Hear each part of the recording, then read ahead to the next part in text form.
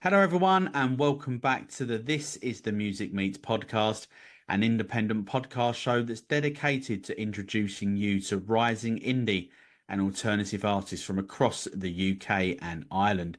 If you are new here, please make sure that you hit that subscribe button so you never miss out on any future episodes. And don't be shy. Please drop us a comment as we would love to hear from you. Okay, then let's dive into it. This is episode 149, and I'm joined by Sam Leyden, who is carving out a name for himself in Liverpool. Over the course of today's episode, we're going to get the lowdown on Sam's new single, Colorado, playing the songwriting showcase, his songwriting style, and also as well musical influences and much, much more. So, Sam, it is a very warm welcome to you to the This is the Music Meets podcast. Thanks for joining me. How you doing?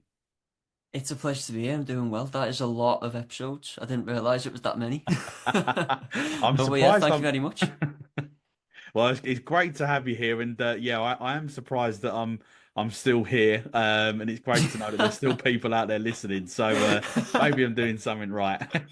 Of course you are. Of course you are. Look, I was just say it's great to have you here, and obviously said there in the intro, there's obviously quite a lot to chat about. But before we get to all of that, current stuff, let's go right back to really like the very beginning. So, what then are your like earliest musical memories growing up? Yeah, so I've been singing and playing guitar like forever. I know it's like the thing everyone says, but I have to.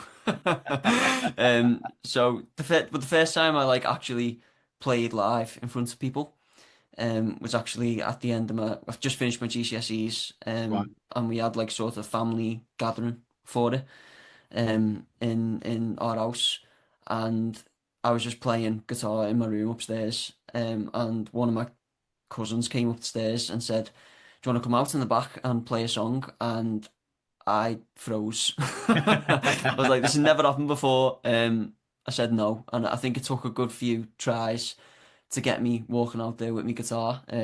But I did it, and that was the first time I'd ever played in front of people, and that's the first time I'd heard of open mic nights. So a few Right. people in my family told me about them, and I think it was good couple of weeks after that. I just started going to them then, pretty much as often as I could.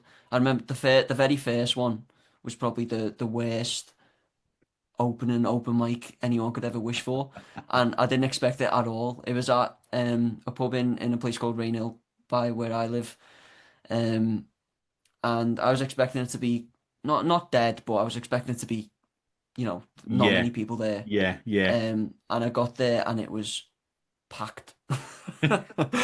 You couldn't even see the floor, and there was that many people, that much noise, and it was like my first ever time playing like properly live with a Yeah. mic and speakers and everything. Um, and I had like the three most slowest, saddest songs ever, because that's like all I knew how to play and all I liked back then.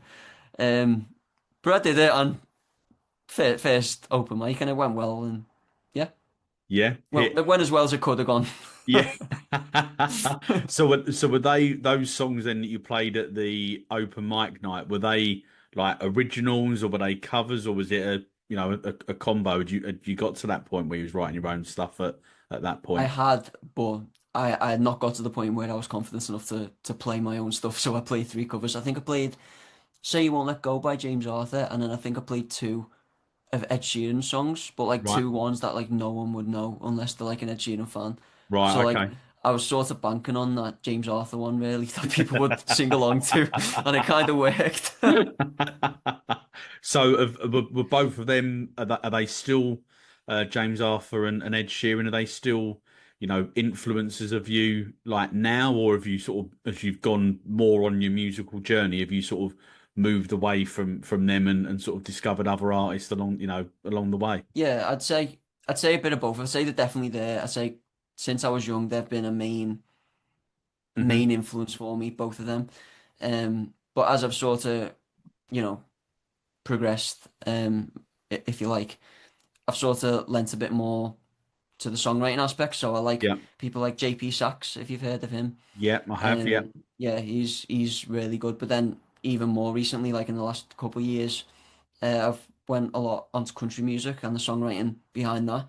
I love like the storytelling behind it Yeah. and the way they introduce like metaphors and hooks and like the Nashville way, if you like. Yeah. Yeah. I'm really inspired by that now as well. Yeah. So when you stepped off stage on that first open mic night, was that sort of the moment that you realized, you know what, actually, I want to do this again, and I could see myself maybe eventually, where we are today, with three or four, I think it's about three or four releases you've had now behind you, or did that moment come, a little bit later? I think I think it's just sort of been just looking for the next thing every time, Right. you know what I mean? So like Yeah. that first one I was like, I'm gonna do it a second time, then the second time I'm gonna do it a third time. Then it did eventually get to the point where I was like, I've got all these songs now and I've been playing open mics for, this specific amount of time, whatever it Yeah. was. And I met all these people and all these people have stuff released, and they're all being cool. And I want to do that too, you know what I mean? So that's where that sort of came from. Brilliant. I love that. So, obviously, your new single, Colorado, came out just about a couple of weeks Mhm. ago now. It's got such a really warm and sort of like reflective feel behind it for me. So, can you share like the story behind the song? Yeah. So I've got two younger brothers, and if anyone knows my songwriting, they know a lot of it is family orientated. There's a Right. lot Okay. of Yeah. my Yeah. family that get included in my songs. Um, whether they like it or not is up to them. But the oldest of the two younger brothers said to us one time that he wanted to move to America when he was older. Um, and that was it. But I sort of took it a bit further than that, and wrote Colorado, which is sort of a song that is focuses on advice that my parents gave to me, Right. um, and how I'd give that to my younger brothers.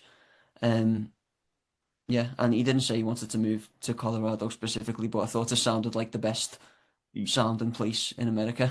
Yeah. Yeah. So I chose Sure.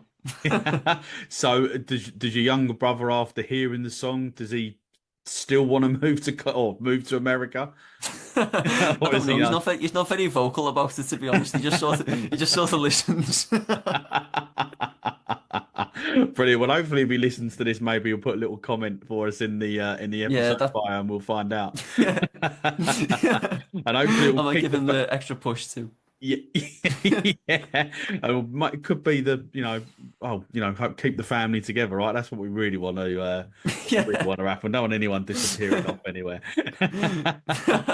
And kind of Oh like yeah. then in terms of recording the song, like where did you record it, and did it sort of come together quite quickly, the recording, or did you have to keep like revisiting it?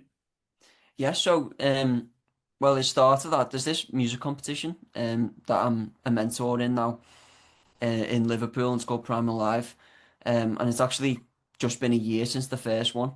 Right, But you sign up to it, and on one of the events, I won it, and the prize for that event was recording time at the SAE Institute in right, Liverpool. okay, Um, so we went there, and I recorded five, I think it was four or five live, just live versions of songs acoustically with nothing else, just a guitar and me.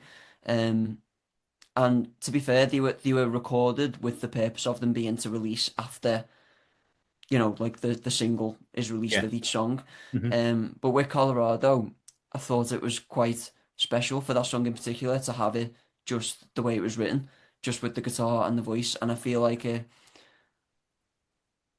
put a lot more emphasis on the lyrics, which is what I wanted for that song. I feel like the lyrics is the main part of it, really, and what I want people to hear when they listen to it and relate to.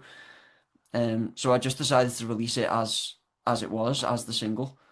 Um, so I hope hopefully people have taken to it, really. Yeah, yeah, sure. And in terms of that, like the listeners and that have heard it, and maybe more listeners along the after this podcast, kind of like, what are you hoping that they would take away from the song, when hearing it for the very first time? Yeah, so a lot of my songs as well are focused on advice. Like I love the idea of advice. Yeah, yeah, So with Colorado, the choruses really just hammer home advice. yeah, So I hope people listen to it and listen to those choruses and just try and be that little bit better and more aware of things um in life. yeah, yeah, sure. Okay. And obviously you just mentioned there as well that with the recording of Colorado that you obviously decided that you wanted to sort of do it as it was live, how you had originally written it. But you've also done that as well, didn't you, with one of your previous tracks, Worth the Wait as well. So was that kind of like the same sort of thinking that you've just described there for the reason for, because I should say that you released the, I guess, sort of like the full version, I guess, if you Mhm. like, and then the stripped back version came out a couple of weeks after. So yeah, was that the same sort of thinking then? Yeah, yeah, exactly. So that the Worth the Wait, the as written version of Worth the Wait was recorded in the same session as Colorado. Right, okay. But obviously I wanted Worth the Wait to be that big ass sounding song. So I went down to a guy called Tom Orton in Cardiff, and he is incredible. It was like a magician watching him, producer. But and it turned out like perfectly exactly how I wanted it to be. So yeah, that came out, and then Worth the Wait as written came out, like I said, a couple of weeks after. That was great remembering, by the way. Yeah. Thank you. Or great research, one of the Yeah, well, I remember it coming out originally, but because that was trying to think, that was about like 6 or 7 weeks ago, I think, roughly. I'll probably, Something like that, yeah. I think it yeah, was mid-April-ish, yeah, okay, yeah. or So mid-May. yeah, maybe my maths isn't quite as good as I thought. Something like that. I probably would have said the Yeah, same. yeah.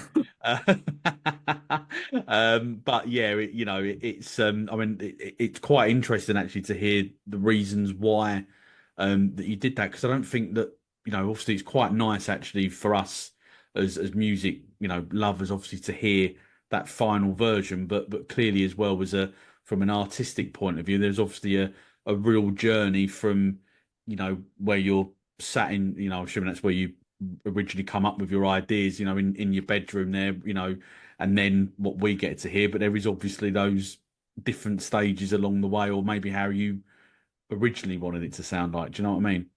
Yeah, yeah, definitely. I think sometimes it's good to have, like, I love it myself when I see artists, like, they release a version of the song and then they release, like, some artists now are doing, like, the song and then, like, a voice memo edition. I don't know if you've Yeah, sing that. yeah, I So have. it's Yeah, literally just the voice memos that they came up with originally as they were writing the song. And I think that's just, like, it's just so good. yeah, Like, it's just so definitely. Yeah, authentic and real. And that's what I wanted with them, with the Worth the Wait as written and Colorado. yeah, yeah. No, I do agree. And it is quite interesting as well, where they've obviously changed the lyrics, along the way and, Yeah, and stuff yeah. like that. And you get It's to hear quite. like the original ones. Yeah, Yeah. yeah, and you thinking, yeah, it's probably a good thing that he did change that. Not that I should take the mickey. I did many, many years ago. Did attempt at writing some songs, and to be honest, they were awful, and they've never seen the light of day. Oh, no So way. yeah. I don't believe that for a second. Oh The amount no, of music you listen to, there's no way you can write a bad song. oh, yeah, this was, yeah, believe you me, it was awful, and that's where it will stay. I think I've still got the lyrics somewhere, but yeah, it was We'll have to yeah. play it for us one day. No, Have you got a voice in you? no, not. Oh no, no, no. I think I have, but if you ask anybody else, that Then the I answer think you have as is well. no, no. If you think you have, that's all that matters. Too Just kind, belief and far too confidence. kind. Yeah, well, probably more that. Yeah, it's probably something to do with that, I think. But yeah, I'll go with that. So just moving away a little bit from sort of like being, studio and sort of releasing music as such, but you've obviously got a big really big show coming up at Studio 3 up in Liverpool for the Narrative Songwriter Showcase, sorry, on August the 5th. So just tell us a little bit about that. How did you come, how did you get sort of recognized, I guess, for that? And kind of like as well, how are you feeling about, because it's I'm assuming it's quite a prestigious event to be a part of. Yeah, so the lady that runs that is called Rihanna Forrester, and she is amazing. It's the narrative is like completely volunteer run, so she doesn't take like any money from it, and she's managed to build something. Honestly, it's amazing. It's one of the best projects I've ever witnessed, especially in Liverpool. But I was in so Studio 3 is in a place called the Arts Bar in Right, Liverpool, which is like it's a really good like grassroots venue, one of the most well-known independent ones. And they held a competition at the end of last year, which I got to the final of, and Rihanna was one of the judges of it. And then she said you can have two tickets if you want to come to the next narrative. So I was like, oh, what's that? So I went down and I was just blown away. It was like what they do is they have three artists and they all play four songs, but like instead of playing them all at once, they play like one person plays one song and the next person plays one. Is like in the round, like right, writers in the okay, round, and it's once a month. And every month since then, I've went, and right, okay. it's always been like a dream kind of to play it. And when she messaged me saying I could play, I was over the moon. Like, Yeah. So that's quite interesting then, because obviously normally, clearly when you play live, you play, five or six songs, whatever it might be, that's you, and then someone else comes up and plays. But you've just said there that basically you're going to play one song each, and then you go back round again. So kind of like then how how are you going to approach that? Because obviously that's quite I guess like a bit of an alien concept to how you would hmm normally perform. Yeah, I'm excited to be honest. I can't wait. Obviously, watching them all, I've seen how it works, and I just love it. So because it's like one person plays one and the next person plays the other, there's a lot more of like talking on stage. So every artist is on stage at the same time, like throughout the whole thing. Oh right, So okay, it's wow, kind of like, yeah, it's kind of like all three artists are like putting on the gig together, right, and I love watching because every artist bounces off each other in a way right, after each okay. song, and it's just like a big community, and you can see like relationships happening, and I just love it, and I can't wait. So you would be no one trying to unplug anybody or like that are halfway through this. Yeah, no, no, no. It's very intimate as well. Yeah, It's so nice. yeah, sure, okay. And then sort of then how then are you obviously you said you're excited to do it. So how you've obviously got your songs, your four songs sorted. So how are you going to approach it in terms of your sort of I guess like your performance really, I guess is essentially. Yeah, I think obviously it's original songs only, so I'll play Mhm. four of my songs. Um, to be completely honest, I'm not sure which ones in what order. But what the narrative does is it says for the artist to like talk about the songs a lot, which I Right, love because I okay. do that anyway. Yeah, Um, so it'll be interesting to actually be given the space to do that. I think that's really nice, to actually be given the space to talk about your songs where people would listen to like what they actually mean as well. So I'll probably go for songs that have backstory behind them, right, like okay. Colorado being one of them, something to talk about, something for people to relate to. Yeah, So sure. so I don't just stand there and do nothing. Brilliant. And in terms of people can buy tickets for the showcase, yeah? Yeah, yeah, it's just online at the North of Liverpool. I think it's pay what you feel, but it's minimum £5, so it's very cheap. Yeah, yeah, no, definitely it is. And well look, best of luck with it. And we'll obviously put those or not those, we'll put the ticket link even in the episode bio and hopefully, we'll get a No, few thank more you very people much. Yeah. down for you as well and obviously show a little bit of support. I know one of the artists there is Bandit playing who I know a little bit about them. So obviously Yeah, not really Waters, yeah. yeah, really good company as well, which is, great to see that it's, shining a big light on artists up in the northwest. Just something that I've noticed with your songs, um, sort of moving away from the live stuff, really, is that they obviously seem sort of like deep, really quite personal songs. You touched on before, that they seem there is references in there to sort of family members. at some point. So if you was to sit down like right now and to try and write a song, what would be the process like? You know, are you someone that comes up with the lyrics first, or is it the melody first? How does it work for you, Sam? It changes every song, can't lie. It Yeah. does. When I was first starting, the process used to always be sit down with the guitar, play whatever I feel like, and then write the lyrics top to bottom. Hmm. Now, since then, I've obviously found so many different ways to write. Like sometimes the whole music comes first, sometimes the whole lyrics come first. A way that I have been writing a lot more recently is since I've been getting into country music a lot. I've been writing with a lot of guys that are pretty much always write country music, and the Yeah. way they write is they have like a title in mind. And then they sort of base everything around that title. So sometimes the chorus comes first, and then you can write the verses, and then they lead into the chorus. Like there's just so many ways to approach it. So to answer the question, different every time. That's quite interesting. I mean, I genuinely didn't know that about how the country Mhm. artists try to, they have a title and that's it, and they just try and build it around that. So, how have you found that process then, trying to adopt that? Have you tried to do that yourself with a track? Yeah, definitely. I think it helps a lot because it doesn't have to be like the full title. It can just be like the main concept of the song, which Right. Okay. probably Yeah. would be something to do with the title anyway. But it helps a lot because knowing the title, it just I feel like it just helps you lead every line into that. So then the Right. title when it comes, because country music is, I feel like a lot of country music is about when that title hits, it hits. Because Yeah. every line in the song has sort of been building up to that.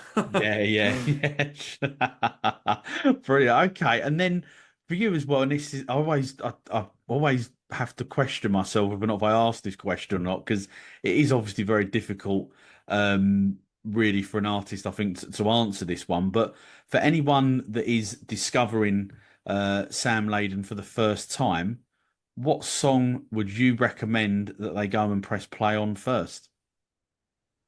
Ooh, that's a good question. Now there's some very very deep songs on there. I don't know if you've noticed them.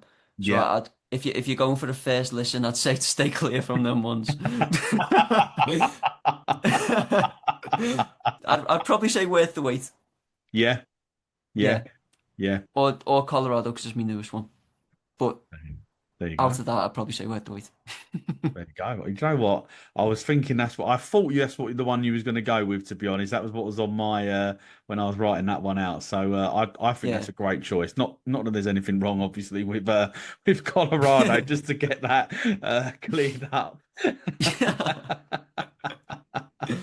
So, on every This Is the Music Meets podcast, we ask our guests sort of a series of questions that are sort of designed to be a little bit more sort of like light-hearted, and kind of like just help the listeners find out a little bit more about the artists that we're interviewing. So the first question is, can you remember the first gig that you ever went to? I can. It was Sam Fisher, if you've heard of him. He sings The City. It's not ringing any bells, I'll be honest, but no, go on. Yeah, I'll give you a bit of a sing song. It goes, the city's gonna break your heart. The city's gonna love me and leave me alone. A little, Do you know that? a little bit. No, if I probably heard Oh, it, I'd probably go, "Oh yeah, yeah. oh, Oh, I yeah," won't but take not. offense to that then. But you sounded great though, man. Thank you. So where was that? It was at Manchester Academy in Right, okay, obviously Manchester. yeah, But yeah, I went with my mate, and it was the first ever gig I'd been to, and I just remember feeling so inspired by because it's the first time I've ever seen someone doing what I wanted to do. hmm And it was just, I think, you know what? I think that might have been the moment, when we talked about it before, that yeah, might have been the moment where I was like, this is what I want. yeah, Because I remember, and I still do it now, every gig I go to, I always look around at the crowd that was standing in. And I remember doing that at that gig, and I was just like, imagine if that was me up on that stage, or yeah. like, imagine that feeling. Yeah, yeah, no, definitely. It's can only imagine what it must be like, to be honest, that Yeah, buzz and, yeah, and I guess seeing everyone, singing back the lyrics and everything yeah. to each song. I So think, you know what? Now you mentioned that. Sorry to no, no, no, you're all right. Go stay on. on that. No, no, I go think for it. that I think that is the best feeling when especially when it's random, when you're singing a song on stage and you see someone in the audience and they're singing along, and if it's like one of your songs, I think that's the unmatched feeling for me. Yeah, yeah, because I guess as well, and it could also be for completely different reasons as to why the connection that you have with the song. But I guess seeing someone as well having a connection with one of your songs as well is again, I guess is obviously a big buzz as well. Yeah, definitely. Especially when, obviously, I don't want to go too much on this, but especially when like as deep as some of the songs are, Yeah, it's refreshing in a way to see someone, even though you don't want someone to relate to it. It's refreshing in a way to see someone else take, even if it's just a little piece of it yeah, as their own. yeah, sure, Yeah. sure, definitely. Okay, so the next one is dream collaboration, and it can be either dead Ooh. or alive. I feel like if I collaborate with a dead person, then I wouldn't really get very far. It'd have to be very clever right now for that to happen. I'll give you both. I'll Yeah. say a dead person, Michael Jackson. And I Oh, don't know what wow. song we come up with, but when I was younger, I used to love him. I had all his outfits, even his glove, just the one of them. And I used to just dress up as Michael Jackson. And I don't know how his music would coincide with mine, but I'd give it a go. Brilliant. I like that's a good answer. That yeah, Yeah, really good. Yeah, yeah. yeah. A living person. I'd say a country artist called Riley Green. I don't know if you've heard of him, No, but haven't no. I just feel like his songwriting is just amazing.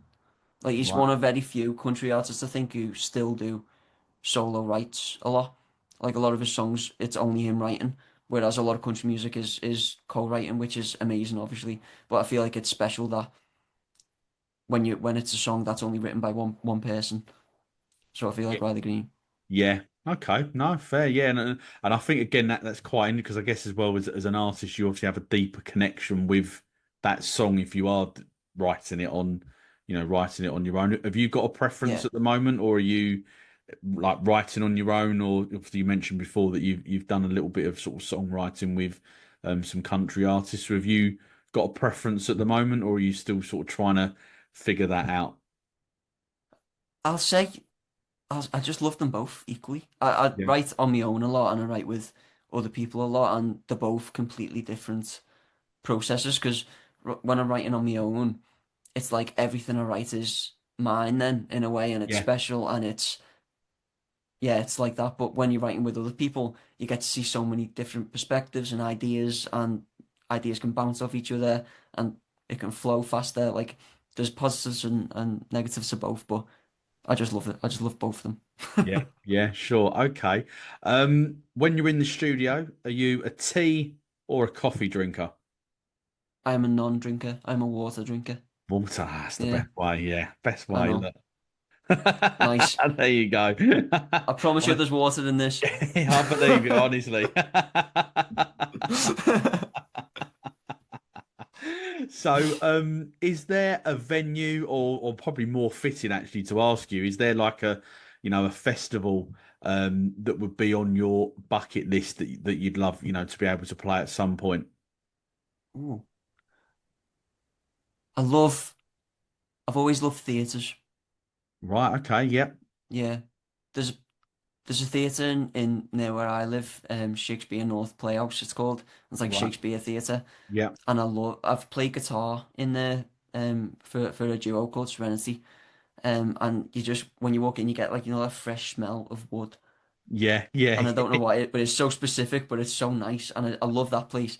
Festival. There's a festival called The Long Road, and it's like a UK country festival. right, okay, Um, and it's not as big as like a festival called Country to Country. That's like the biggest one. That'll be like the dream, I think. yeah, yeah, Um, but the Long Road, I'd love to play there. It's like a smaller scale yeah. country festival.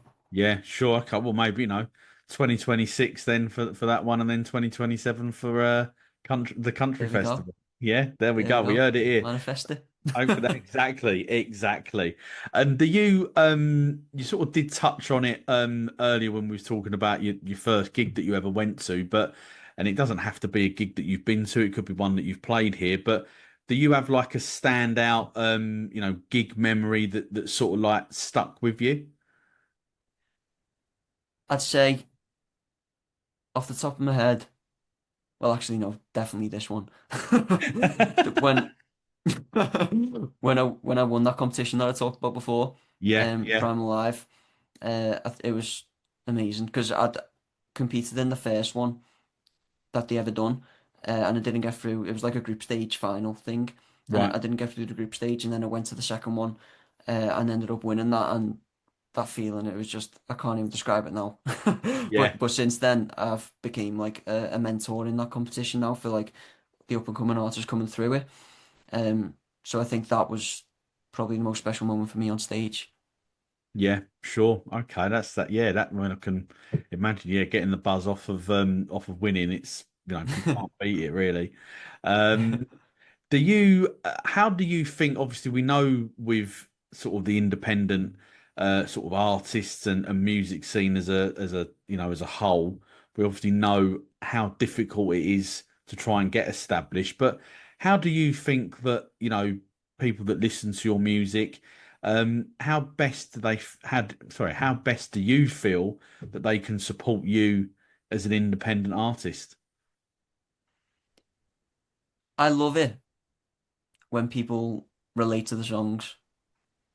If even if it's just like a little message saying I related to this line, I think that's also one of the best feelings when someone relates to something that I've wrote about my life, but they relate to it to something in their life. Yeah, If that makes yeah, sense, yeah. I think that's the best. Yeah, that connection then, yeah, which is obviously Yeah, what you've gone back to before with yeah, the uh singing yeah, of the songs and stuff like that. Okay, brilliant. So obviously we've mentioned obviously Colorado came out a couple of weeks ago, and then sort of fast forward in a couple of weeks' time, we've obviously got the narrative songwriter showcase. But what's coming up next then for Sam Leyden, sort of, looking into, the rest of 2025 and sort of maybe even into 2026. Are you one of these people that, has to have a plan in place of what you're going to be doing, or are you very much just, we'll see what yeah. happens when we get there? I do like a bit of structure. Yeah. I do like a bit of structure, but I feel like you can't really have a lot of structure sometimes. Sometimes it is just taking it, Yeah. a day, a week at a time.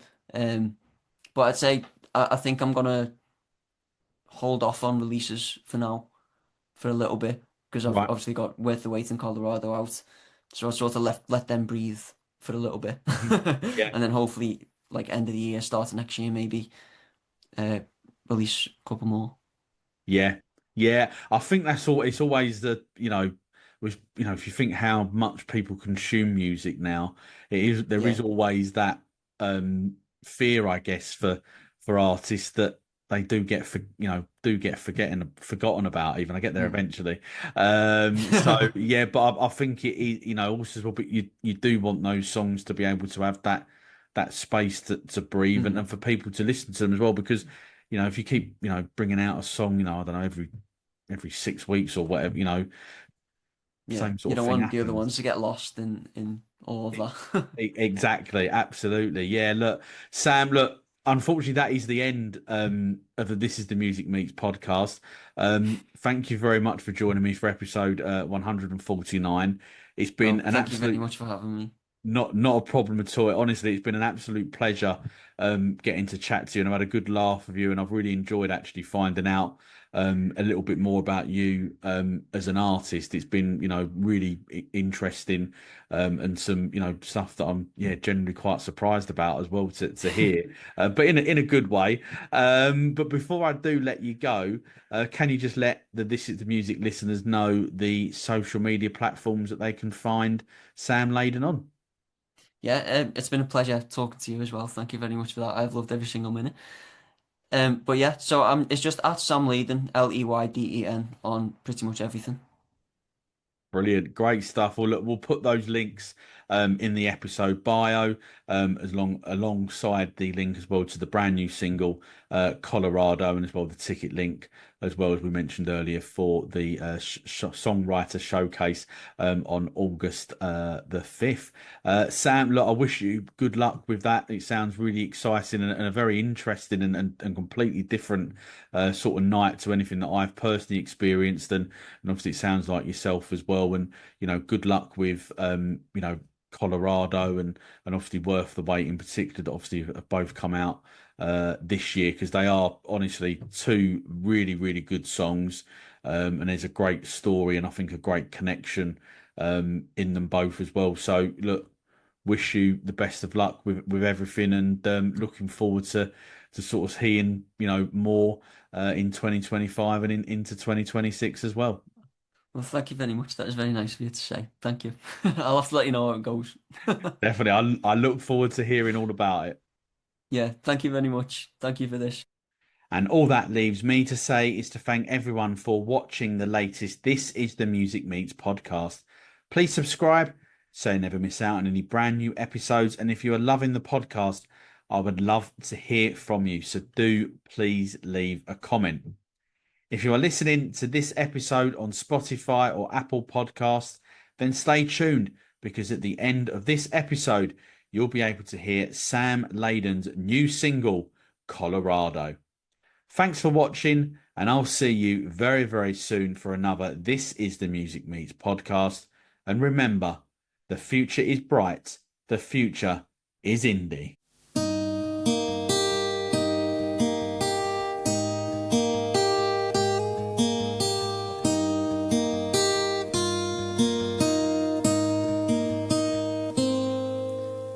One day, your line will be above mine on the door frame.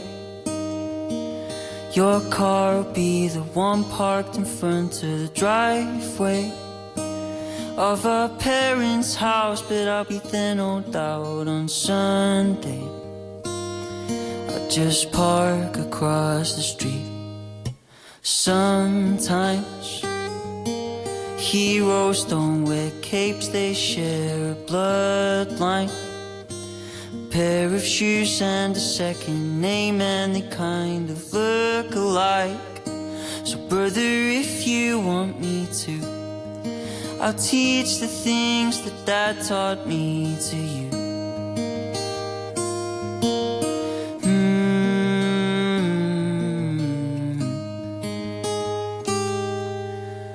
So go ride your bike too fast, but don't forget the brakes.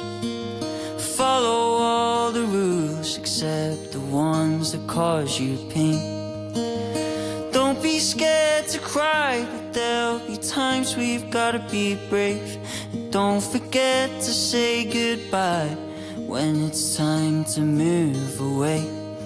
And even if you ever make it to Colorado, my footsteps are always yours to follow.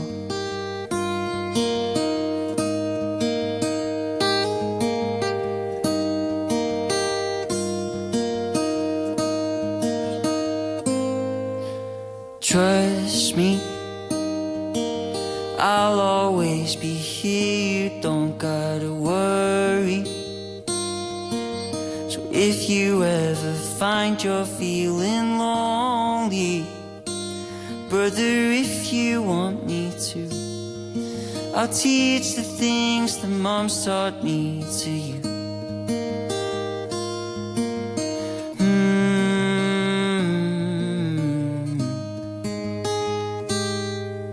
So make sure you be kind and don't judge everyone you meet. Raise a smile to all the old ones as you pass them on the street. Don't tell lies, fall in love, make mistakes and chase your dreams. But just don't forget your roots when you start to grow some leaves. even if you ever make it to Colorado, my footsteps are always yours to follow. They're always yours to follow.